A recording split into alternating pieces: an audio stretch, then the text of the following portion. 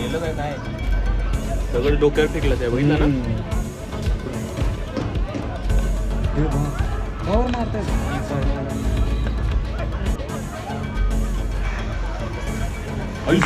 दगड फेकला डोक्यावर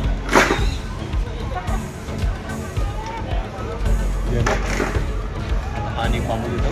વડોદરા શહેરના વાઘોડિયા વિસ્તારમાં આવેલ પારુલ યુનિવર્સિટીના વિદેશી વિદ્યાર્થીઓ સાથે મારામારીના મામલે વિદેશી વિદ્યાર્થીઓને મારવાના બનાવમાં વિડીયોમાં દેખાતા ટોળા પૈકી 10 જેટલા લોકો સામે વાઘોડિયા પોલીસ સ્ટેશનમાં ફરિયાદ નોંધાવાઈ છે.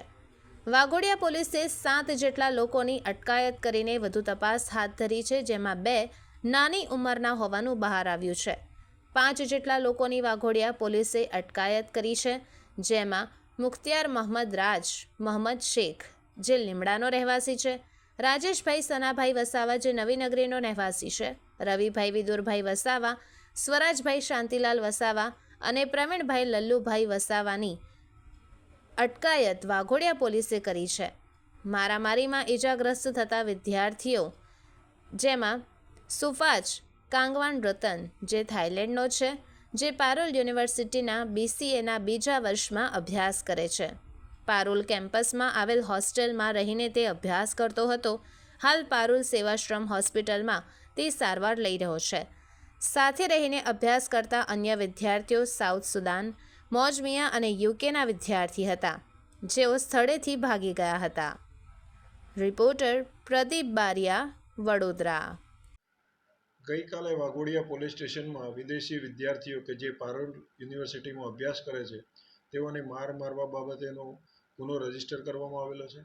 એ ગુનાની વિગત જોતાં 4 વિદેશી વિદ્યાર્થીઓ તારીખ 14/3ના રોજ લીમડા ગામ કે જે પારુલ યુનિવર્સિટીની નજીકમાં જ આવેલું છે તેમાં તળાવ પાસે ગયેલા હતા અને તળાવની નજીક જ એક દરગાહ જેવું આવેલું છે અને ત્યાં ચપ્પલ પહેરીને ફરતા હતા. તો સ્થાનિકોએ ભાઈ આવી જગ્યાએ આ રીતે ન ફરવું એ બાબતે બોલાચાલી થઈ, પણ 4 વિદેશી વિદ્યાર્થી હતા થાઇલેન્ડ વગેરે દેશના, એટલે તેઓને ભાષાના પ્રશ્નના કારણે તેઓ ગુજરાતી સમજી શક્યા ન હતા અને મિસઅન્ડરસ્ટેન્ડિંગના કારણે એ બંને વચ્ચે ઝપાઝપી થઈ અને પછી સ્થાનિક બીજા લોકો જોડાઈ ગયા અને એ અનુસંધાને 4 વિદેશી વિદ્યાર્થીઓને મારવાનો વિગત સામે આવેલી છે.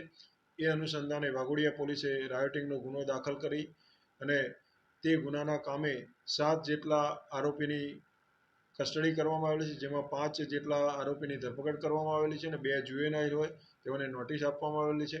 આમ આ ગુનાની આગળની તપાસ વાઘોડિયા પોલીસ દ્વારા કરવામાં આવી રહેલ છે. નમસ્કાર મિત્રો, હું ફિરોઝ ઈરાની આજે તમને એક નવી વાત કરવા આવ્યો છું. દીવ મિરર ન્યૂઝ જોતા રહો, સબસ્ક્રાઇબ કરવાનું ભૂલતા નહીં અને શેર કરવાનું પણ ભૂલતા નહીં. સત્યની સાથે જોડાતા રહો. નમસ્તે મિત્રો, હું છું ચાંદની પરમાર.